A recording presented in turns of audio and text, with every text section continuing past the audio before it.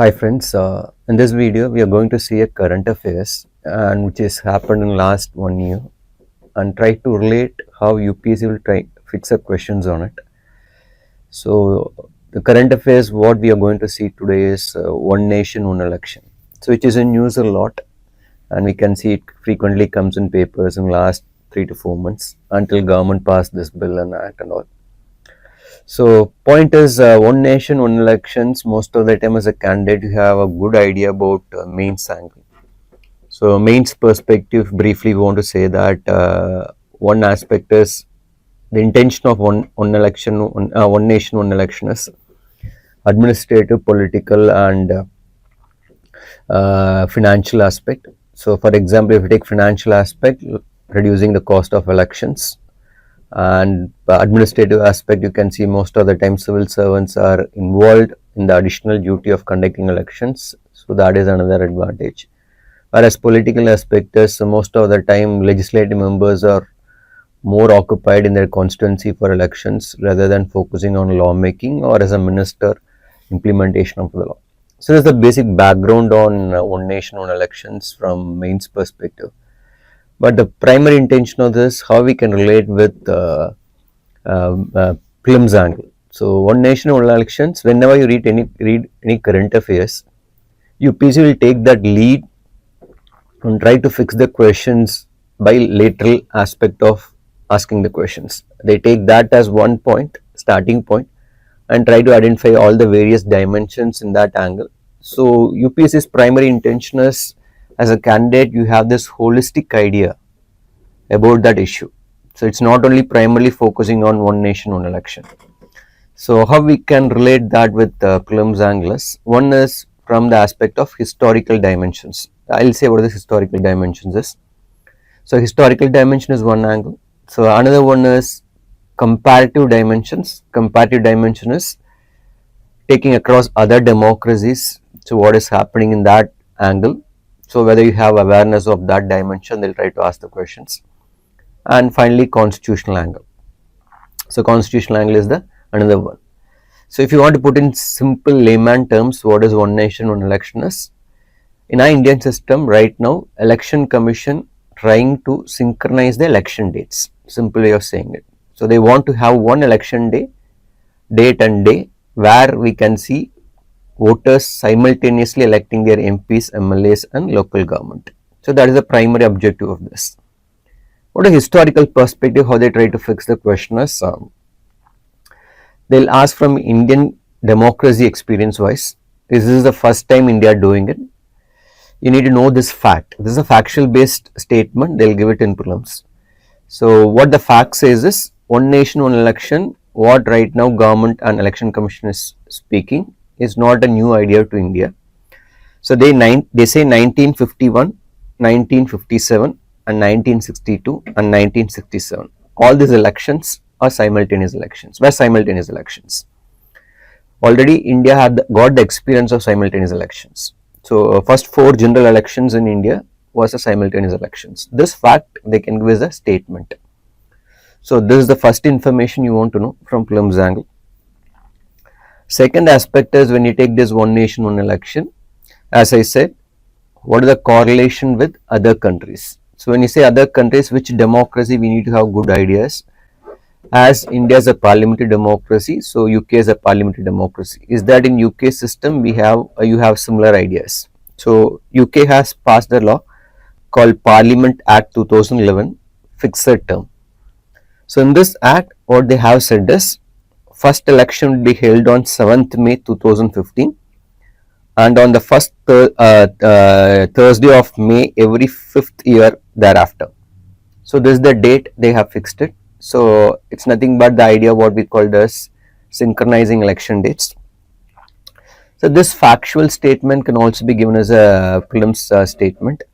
I'll repeat, first election will be held on 7th May 2015. So that is the date. On first Thursday of May every 5th year thereafter. So ultimately on the 5th year of May Thursday, there will be an election, first Thursday. So these are the facts you want to know. So British Parliament has similar law. So that is a second information you need to have good idea. third aspect is I said about constitutional aspects. So when you're going for one nation, one election, in constitutional wise, what are the things need to be done?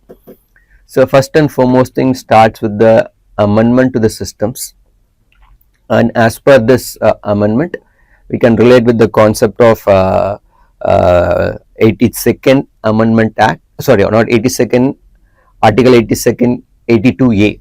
So sorry, Article 82A, which is being introduced as per this one nation, one election. And what the importance of this Article 82A is, there's a term called appointment date. So what it says is, this appointment date is the date on which Lok Sabha elections are being conducted.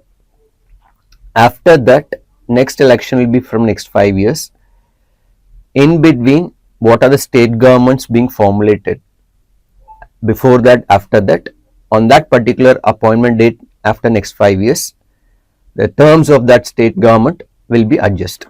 So that is coming under Article 82A. So that is there. And similarly, we have this Article 83 and being amended. So it's regarding the role of election commission, which says that before 5 years, 6 months prior, election need to be conducted. All this need to be amended to make sure that one nation, one election is being done. So this is from the constitutional aspect. And how in constitutional aspect other things can also be related is, as you speak about Article 82, current position of Article 82 can also be questioned. Article 82A is the added article based on this one nation, one election, but UPSC will not limit to that. We need to only ask questions on one nation, one election. A statement can also be related to Article 82. And Article 82, the most important thing is regarding what we call as delimitation or readjustment. And the most important aspect is certain informations are there. One is 1971 census, that is allocation of seats, and 2000 census, division of state territorial dimensions. So these two informations are very much important. And also there's another information called first census after 2026. So if you want to put into perspective all these things, 42nd Amendment was added in the year of 1971. So 42nd Amendment added this term called 1971 census till 2000. So that determines the number of MPs in Lok Sabha. So Article 82 was amended under 42nd number, and they have said that 1971 census will be there until 2000.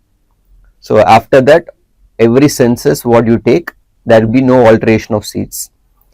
Whereas 87th Amendment Act made that 2001 census will be there for division of state territories. How to split the state or what you call as constituencies, 2001 census was being there. Then later there was an amendment done, so until that was stretched to 2026. So that is the Article 82, the most important thing.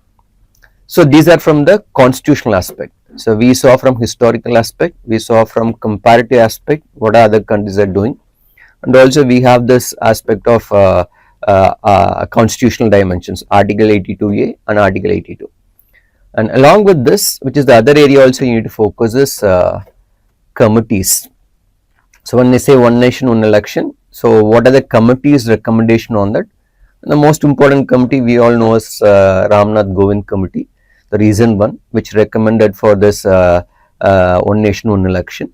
So in that there is a term called appointment date, which we discussed under Article 82A. So appointment date is what converted as Article 82A. So that is the first committee, and most of the time you can see that in newspapers a lot, Ramnath Govind committee, and you have a lot of literatures on it. Along with that, what are other committees you need to have good ideas? One is committee or reports, 170th Law Commission report. So this all informations can be a statements. 170th Law Commission report that says reforms on electoral laws. It was given in the year of 1999. And what it says is, during simultaneous elections, and there is a no confidence motion on incumbent government, so you need to have alternate government in the system. So it's not that the objective is only under no confidence motion, they want to remove the government. Simultaneously there should be some alternate government. So that recommendation was given, and so they said that they need to change the rules of procedures and conduct of business in Lok Sabha. So that is the primary aspect. So this was similar to German model. German also have the same ideas and articles in their constitution, which says that whenever there is a no confidence motion against the government, that also includes who is the next alternate for that. So it makes the responsible system. So that is what 170th Law Commission report states that. Next important commission we need to have an idea is Punchik Commission. So Punchik Commission, which speaks about center-state relations, but it has a correlation with one nation, one elections. And one of the major problem for state governments in India right now is regarding Article 356, which we call as presidential rule. And the history in India says that presidential rules are most of the time used for political reasons rather than constitutional reasons.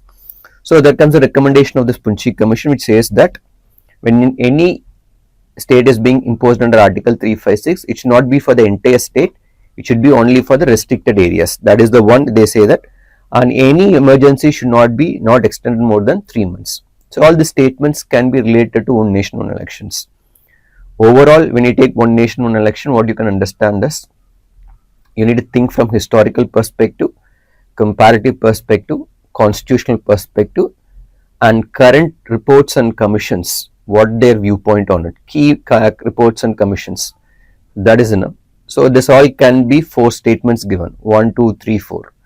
So ultimate objective of the questions of prelims is from UPSC perspective is that you have a holistic understanding of idea of election. So it can be based on factual questions, all the statements, or based on concept based questions they can also ask. So they can mix 1 or 2 factual questions, factual statements, another thing is concept based questions. For example, Article 82A is a concept based questions which you have clear understanding, whereas historical perspective factual one.